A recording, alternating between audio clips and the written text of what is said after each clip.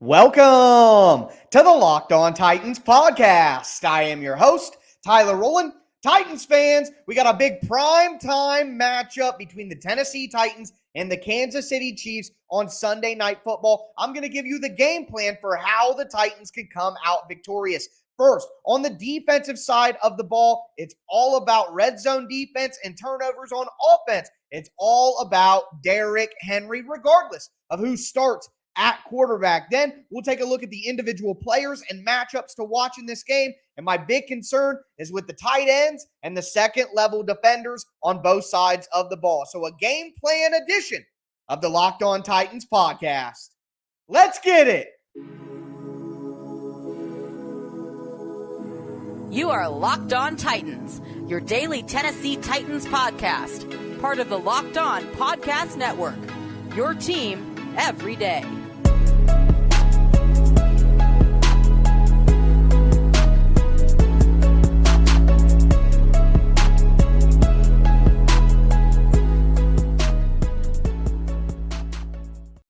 Titans fans, a big matchup for the Titans lies ahead. I would call this a measuring stick game for the Titans. We've seen the Titans beat up on some bad opponents. What can they do against one of the best teams in the NFL? I'm going to tell you how they can win that game. Before I get into it, I do want to let you know that today's episode is brought to you by BetOnline. BetOnline has you covered this season with more props, odds, and lines than ever before.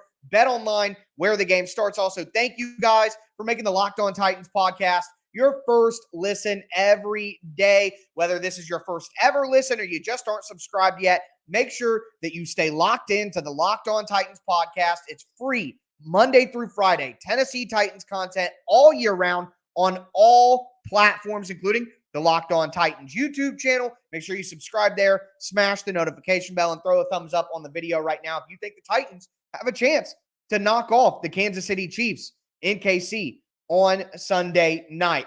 We are going to start with the defensive side of the ball. Like I have been saying all week long, and I have a feeling that I might be saying this all season long. The Titans' defensive line has to dominate the game. The Titans simply aren't good enough on offense to not have that be the case. The defensive line has to not only dominate the game, but they have to force turnovers. They have to win in the red zone. The Titans' defensive line is what will save this team in matchups with teams that are better than them. And I need that to happen this weekend. The Titans' defensive line had 4 sacks against the Chiefs last year. The Titans' defensive line forced 2 fumbles and caused an interception. The Titans got 3 turnovers in last year's game, had 4 sacks as well.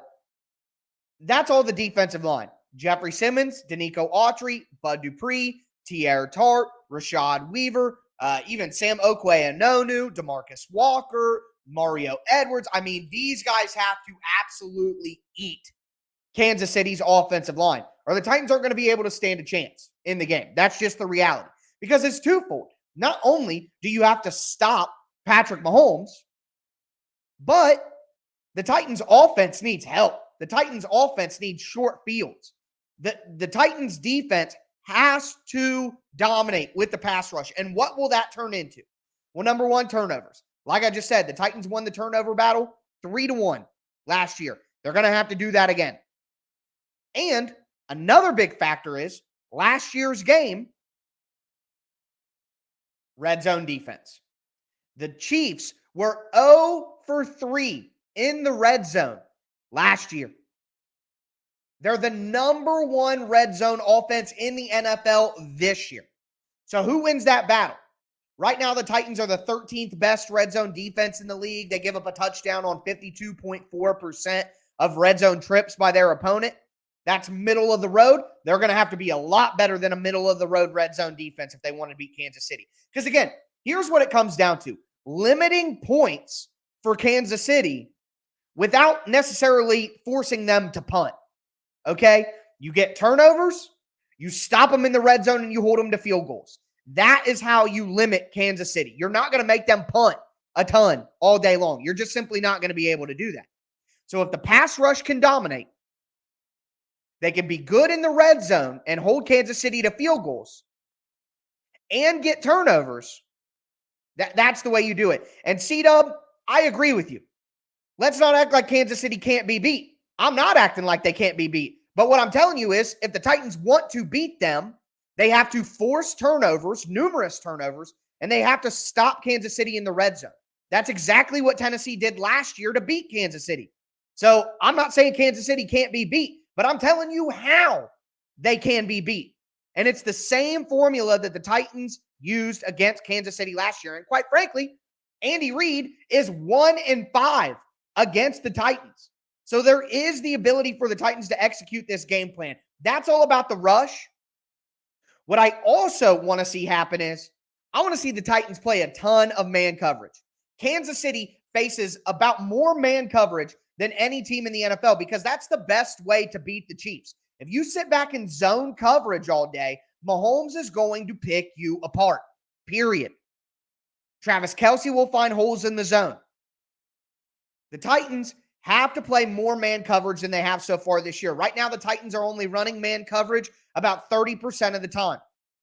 That needs to be in the 40s, close to 50 against Kansas City. You cannot sit back in zone coverage and let Pat Mahomes pick you apart. You simply can't. You got to play tight man coverage on everybody. Force one of Kansas City's weapons to make a contested catch. Make an incredible play. Don't just give Mahomes open windows and zone coverage to throw in. Tight man coverage all day at a high percentage and a high clip. Let the pass rush do what they do best. And that has to create turnovers. And when Kansas City does drive down the field, which they inevitably will do, you got to hold them to field goals. Yeah, easier said than done. But that's what the Titans have to do. Create turnovers and win in the red zone. And I think they're going to be able to do that if the pass rush can get home and they play tight man coverage throughout the game. So that is what I am expecting from the Titans coverage-wise. And that's what they need to do game plan-wise to be able to win the game. It comes down to that. But we need to talk about the offense, and there's much more mystery on the offensive side of the ball because Ryan Tannehill was limited on Wednesday. He was a DNP on Thursday. So I'm going to give you two game plans on offense, one for Malik Willis and one for Ryan Tannehill. So we'll dive into that in just a moment. At the end of the show, we're going to do the individual matchups to watch, the players that I'm going to be spotlighting in this game. So a lot more to come on today's game plan edition of the Locked On Titans podcast. Before we get into it, though, do want to tell you guys about our sponsor, Prediction Strike. Put it simply, this episode is brought to you by Prediction Strike. They are the world's first sports stock market. Now you can invest in professional athletes just like stocks. It's a lower risk alternative to sports betting, and athlete prices are more based on performance and supply and demand. If you invested in Jalen Hurts a year ago, for example, you'd be up about 48.2%. If you invested in Kyle Pitts on the other side of things, you'd be down about 44.12% after, Pitts has struggled to start the year. So put your money where your mouth is. Download the Prediction Strike app. Use the code LOCKED. That's one word, LOCKED, for a free share when you sign up and make your first deposit of $20 or more. That's promo code LOCKED. And you're going to be entered for a special one-time giveaway. Prediction Strike will choose one person who signs up with that code LOCKED and makes a deposit to win 100 free random shares. That could be worth up to $3,000 if you get lucky and receive like a Josh Allen share. For example, invest in what you know on Prediction Strike, the stock market for sports. Also do want to tell you guys about the best tasting protein bar in the galaxy from our friends over at Built Bar. With Built Bar, you get the best of both worlds. You get all the health benefits that you want from a protein bar. They're going to be low calorie. They're going to be high fiber. They're going to be high protein. They're going to be low carb, but you get all the benefits of a candy bar. All the bars are covered in 100% real chocolate, delicious flavors and textures. Everybody on the Locked On Network loves Built Bar, and I know that you will too. So make sure that you go to Built.com right now. Use the promo code LOCKEDON15. You're going to get 15% off your order right now. Once again, go to Built.com, promo code LOCKEDON15 for 15% off your first order.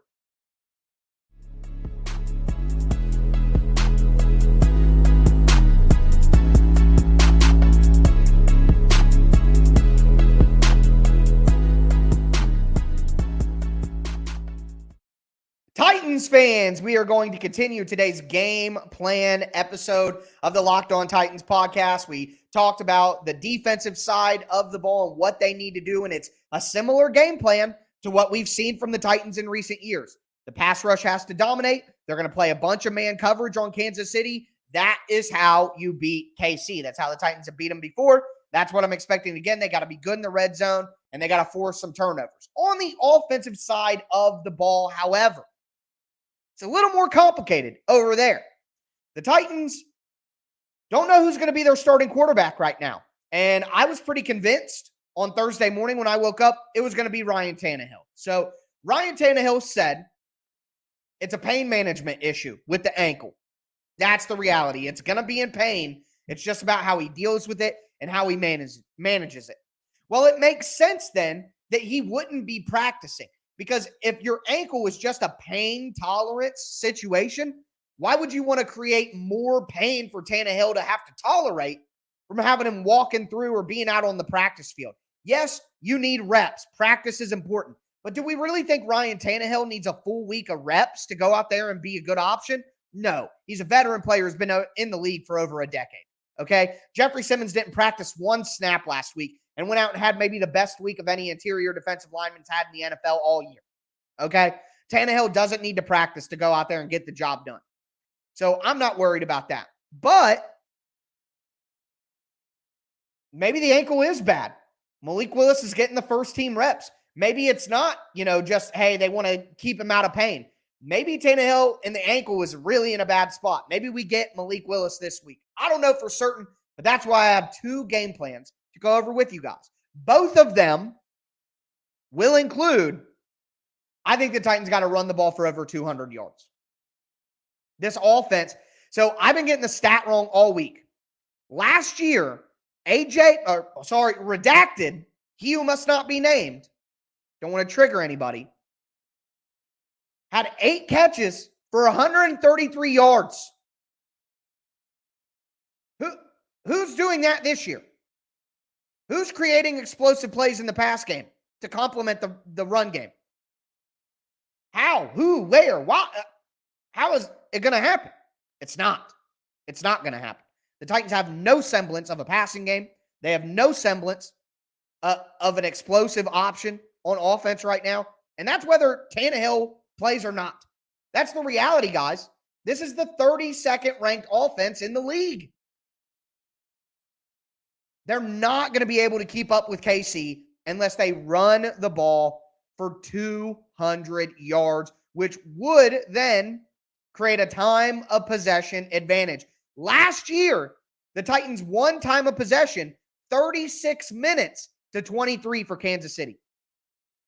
If you could force turnovers, if you could stop KC in the red zone and you can hold the ball for that much longer than them because you're able to run the ball with success, you have a great chance to win the game.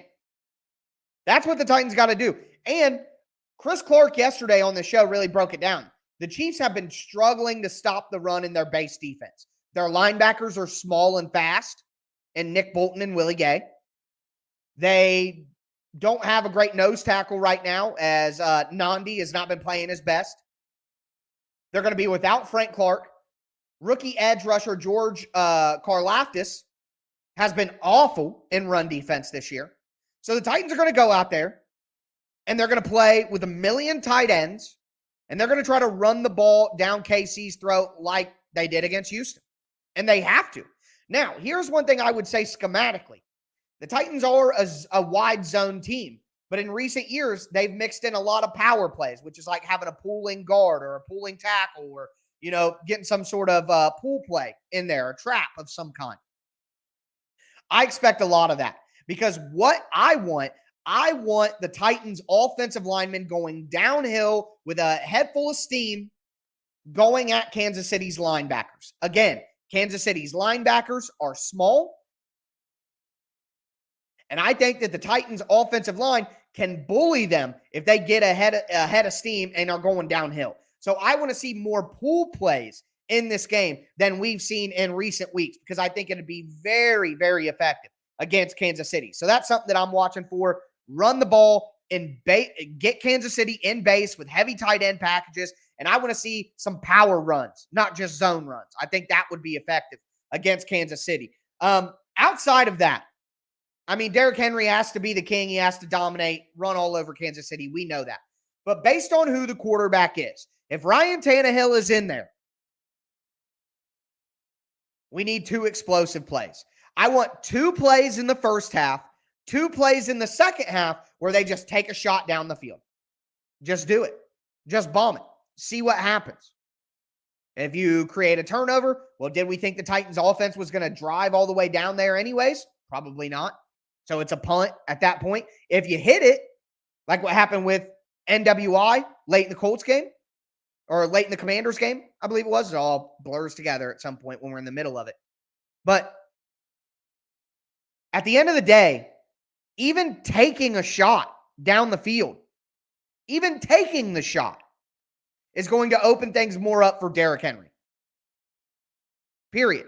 And you might even hit one of those shots. The Titans are going to need 2, in my opinion, 2 explosive plays out of the passing game to be able to win this game. Yeah, more would be awesome. But again, Redacted is making explosive plays for that team in the NFC now. He's not going to give the Titans 8 catches for 133 yards and a touchdown. They don't got him anymore. There's nobody else to replace him. So the Titans have to manufacture explosive plays in the passing game. And even if they don't hit them every time, they got to take them to back up Kansas City's D. So that's just the reality of where we're at right now with the 32nd ranked offense in the NFL. Think about that. So they're going to need some magic. They're going to need some incredible plays that we're not expecting. They're not going to be able to just give it to Derrick Henry 35 times and win like they did against Houston, even if Tannehill plays. Now, here's what I do want to say. If Malik Willis plays, I need to see more design runs from Malik Willis. More quarterback sweeps. More read option. Have the lead blocker come across the formation, the tight end on the opposite side. Malik fakes the handoff to Henry, and he's got a tight end as a lead blocker coming across the formation. Let's see that. They got to be more creative with Malik Willis if he ends up playing and utilizing his running ability more than they did last week. Because Malik's not going to be able to really create a bunch of explosive plays in the passing game. We know that. So they got to create them somehow. So if Tannehill plays, take 4 shots down the field. 2 in the first half, 2 in the second half, just to see what happens. If Malik plays, you got to have much more creative designed runs for Malik Willis, period. So that's what I'm expecting. So take shots downfield, whether they work or not, and pray that Derrick Henry can be the best running back of all time again. That the 32nd ranked offense, that's all they can do right now. So let's just pray. Let's just pray the defense does everything that I said in the first segment so that the Titans offense has a shot to keep this team in the game. But moving forward, I want to talk about the individual players and the individual matchups that I'm watching for in this game. And boy, there are some big ones. Like, who is going to stop Travis Kelce? I'm going to tell you who I expect to do that and whether I think they can get the job done. Before we get into it, though, do want to tell you guys about our sponsor, LinkedIn. So LinkedIn is the best place to post your job this fall. LinkedIn has a ton of fantastic features. They have simple tools like screening questions, and it makes it easier to focus on the candidates that have the right skills and experience so you can quickly prioritize who you'd like to interview and then ultimately hire. That's why small businesses rate LinkedIn Jobs #1 in delivering quality hires versus the leading competitors. So go to LinkedIn Jobs right now. They're going to help you find the most qualified candidates that you want to talk to faster. You can post your job for free at linkedin.com/LockedOnNFL. That's linkedin.com/LockedOnNFL to post your job for free. Terms and conditions do apply.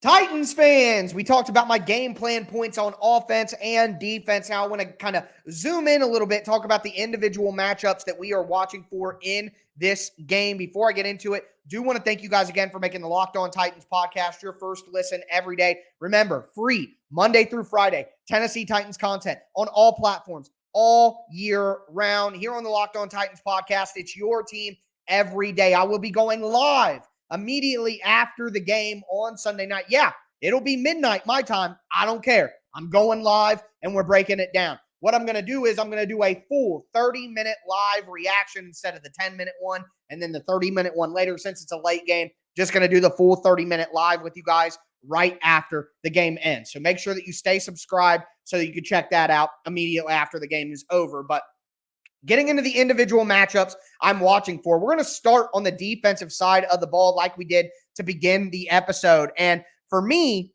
it's all about who is guarding Travis Kelce. And in my opinion, I agree with Mark Sumter. Shout out Mark. Mark is always the first guy in the chat, it feels like. Shout out Mark. Amani Hooker is getting that assignment. The worry for me is Amani Hooker hasn't been practicing fully with his shoulder injury. If Amani Hooker doesn't play in this game and the Titans got to put Kevin Byard or Andrew Adams or Lonnie Johnson in one-on-one coverage against Travis Kelce, guys, I love Kevin Byard. He's maybe my favorite Tennessee Titan of all time. The only Tennessee Titans jersey that I own that's a player. Obviously, you see my jersey in the background, but the only jersey that I own for the Tennessee Titans and their players is Kevin Byard. Kevin Byard can't guard Travis Kelce one-on-one, dog. KB is great with his instincts, reading quarterbacks. He's physical. He's a do-it-all safety. He really is. But KB can't guard tight ends like this one-on-one, man. It's the truth. He can't guard receivers one-on-one. He can't guard tight ends like Kelce one-on-one. And there are not a lot of tight ends like Kelce, in fairness. But it's just not what he does best. And if you remember when Kevin Byard had a bad year in 2020, the defense was bad overall, but they were asking Kevin Byard to be that tight end matchup guy. KB needs to be hovering over the middle of the field, reading the quarterback so he can make plays and create turnovers. He doesn't need to be matched up one-on-one against the best tight end in the NFL. Amani Hooker is much more suited to do that. I'd rather have Lonnie Johnson do it just to keep KB in the role that he's best at. But, yeah. Either way, I'm hoping that Amani Hooker can play in the game because they need Amani Hooker. Again, I told you guys in the defensive game plan segment, the Titans are going to play a ton of man coverage in this game. That's what you do against Kansas City. That's what works against Kansas City when it works, is man coverage. They need Amani Hooker to match up with Travis Kelce. They don't have Dan Cruikshank anymore, who did a pretty good job last year, held Kelce to 7 catches for 65 yards. So without Dane Cruikshank to do that, you need Amani Hooker to step up. So that's a big matchup right there. And if Hooker is out, I would look for the Titans to put Lonnie Johnson on Travis Kelce so that Andrew Adams and Kevin Byard can continue doing what they've had success with here in recent weeks. Also do want to point out that edge guys for the Titans against the offensive tackles of the Kansas City Chiefs. And shout out to Chris Clark from Locked On Chiefs, who broke this down excellently yesterday on the Crossover Thursday episode. Kansas City's tackles have been vulnerable. So Kansas City as a team this year has given up 65 quarterback pressures.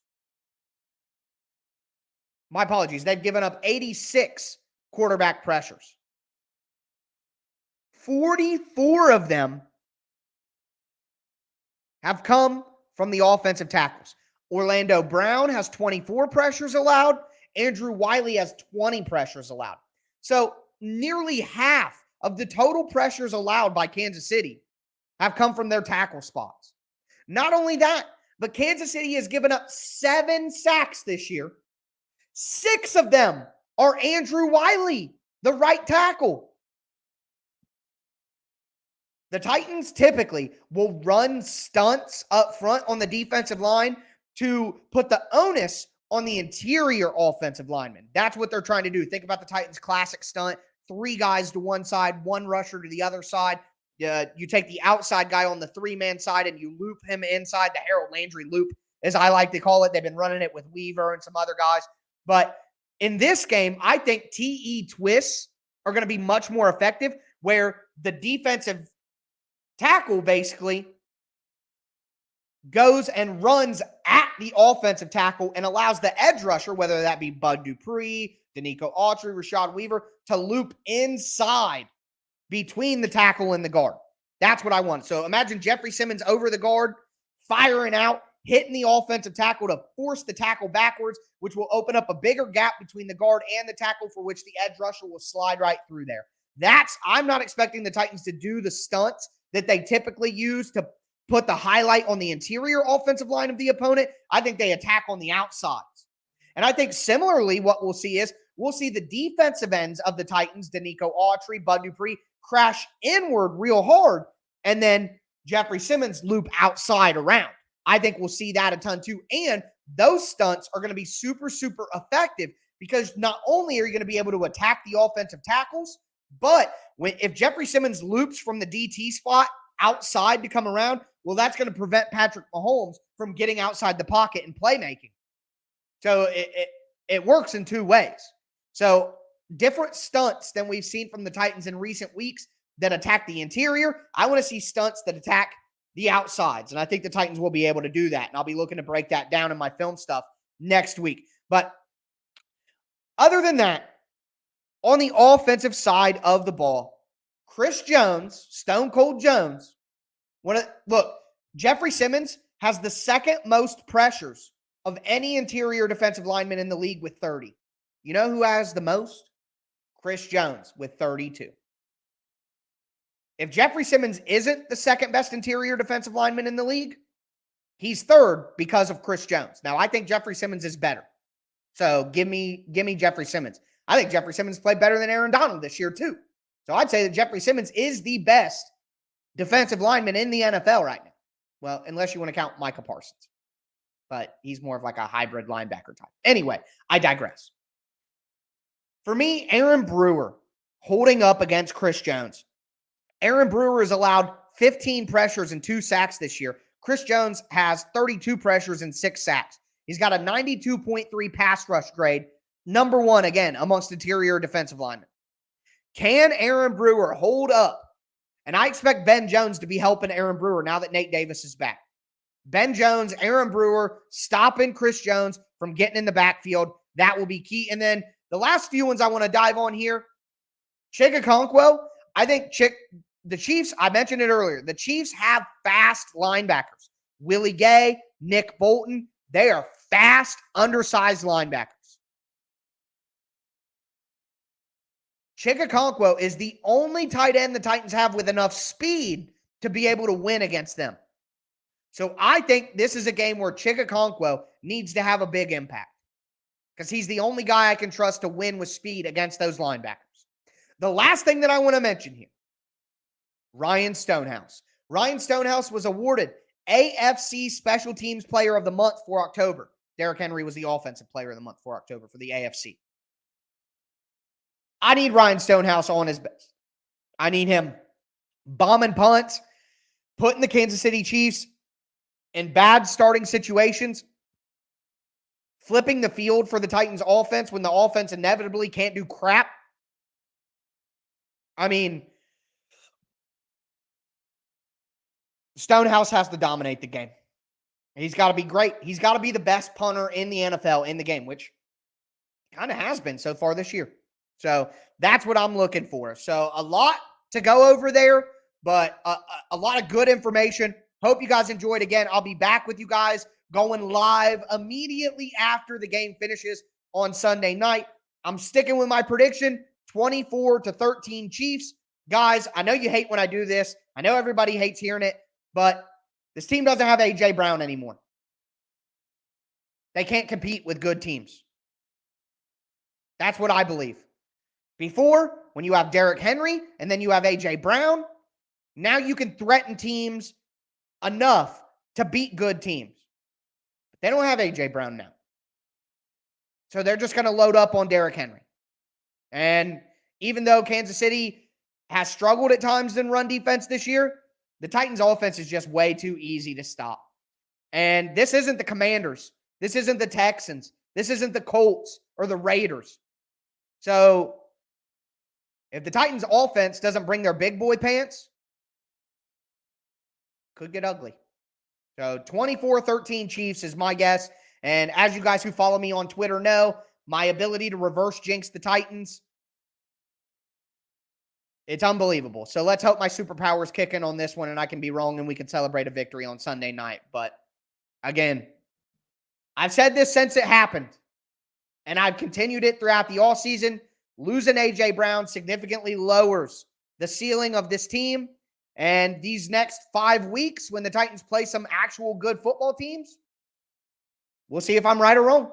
So my favorite thing about sports is we get to watch it play out, find out if we are wrong or right. But that's going to do it for me today, folks.